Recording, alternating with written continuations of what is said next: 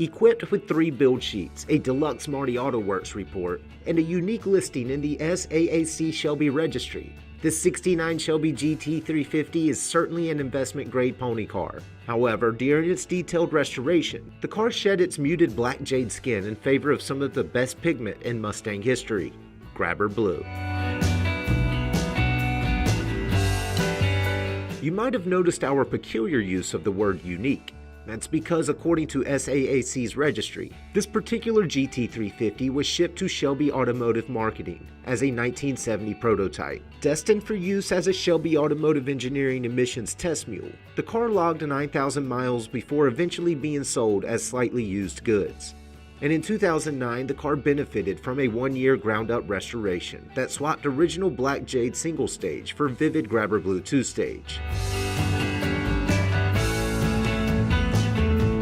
Between the doors, a correct white Clarion knit Corinthian vinyl interior mixes a correct combination of high back and sport deck seats with enough style to swerve down the red carpet. A wood-trimmed dash plants an 8,000 RPM tachometer, a 140 mph speedometer, and a classy passenger's clock above a familiar Philco radio.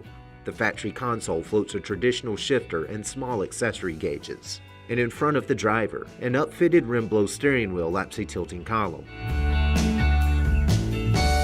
Lift the hood and you'll find a proven 351 Windsor V8 that follows a correct casting number with a December 1968 casting date, and an original close ratio 4-speed branded with a correct casting number, a December 1968 casting date, and an engine matching partial VIN, spins a correct 9-inch axle.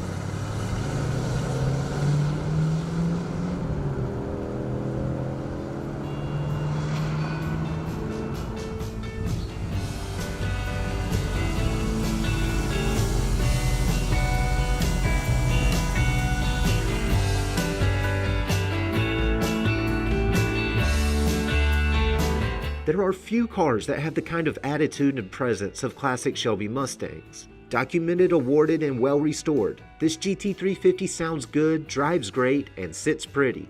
For more information, call, click, or visit rkmotors.com.